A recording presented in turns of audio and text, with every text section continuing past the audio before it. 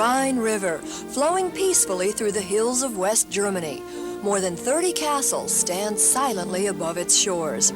But every once in a while, that silence is briefly interrupted by a bit of modern American technology. The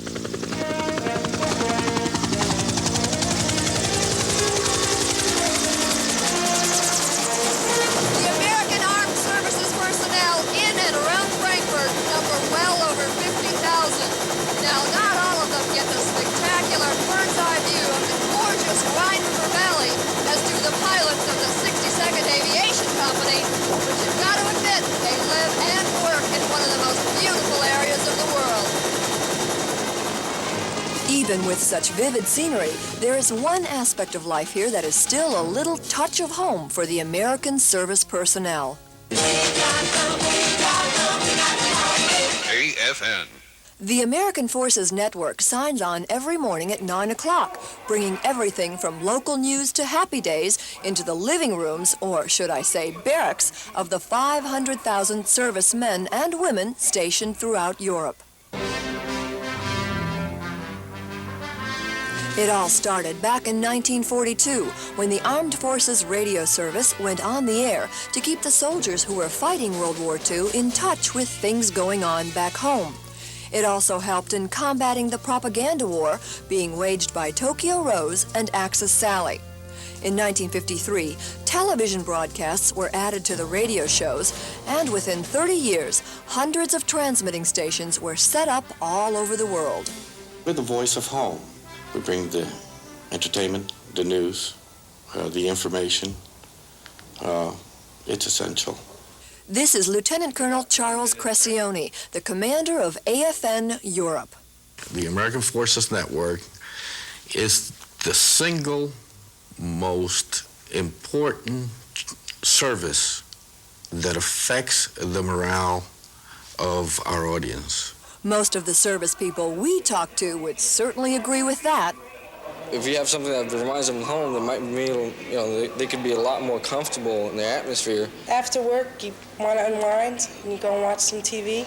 My first tour here, there was no American television, and it was very boring. I think that soldiers in those days got in more trouble than soldiers do now. I think it helps the soldier to be more disciplined because it does give them a part of home. I enjoy it. Most of the programming that runs on the AFN channel is supplied by the 3 major American television networks. So, in effect, they're getting the best of our 3 channels all on one station.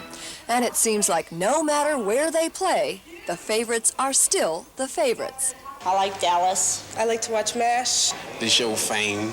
60 Minutes, and give me a break, And some of the things they want more of may surprise you. Also, I wish they would have more up-to-date versions of Phil Donahue. Better cartoons. I know a lot of people love cartoons because they make you laugh. And sometimes we get thinking home and get homesick and we want to laugh, so cartoons help a lot. Besides the programs supplied by American television networks, AFN also produces its own daily local shows. It's done right here at Broadcast Headquarters and Studio Operations Center in Frankfurt. And talk about ratings. An average United States news program may get a 15 rating. Over here, the nightly newscast is viewed by a whopping 70% of the personnel. Their newscast is put together in much the same way as local television stations in America assemble their shows. 3 camera teams are on call to cover anything from German politics to medical stories. On the day we accompanied their crews, one was sent to the Frankfurt Opera House to tape a Broadway extravaganza. It's a hell of a town! It was an I Love New York campaign to entice the service folks to visit the Big Apple on their way home.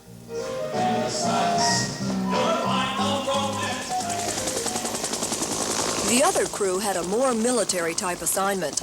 They were putting together a series on the people who keep the Army's helicopters flying.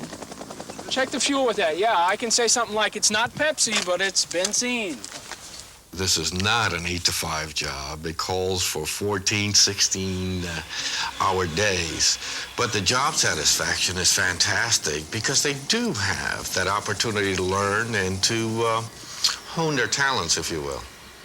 Another important function of AFN is to help the soldiers get used to the local traditions, customs, and language in these foreign cities.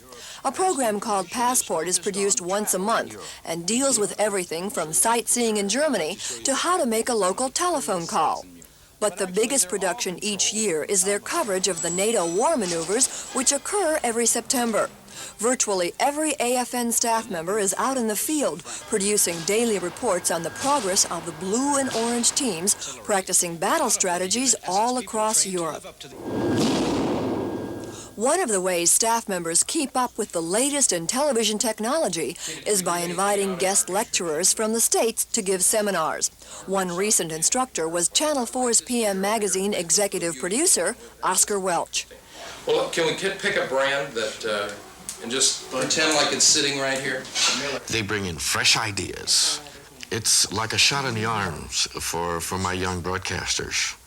First of all, it shows that we care enough to be able to provide this continuing education so they can continue to grow.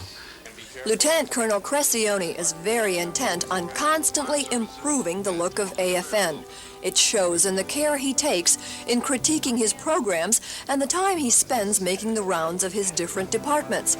And it is seen by the people watching in the barracks, who like to know that they're not forgotten. If you had your choice of any job in the world, what would you do? This is it. I love my job.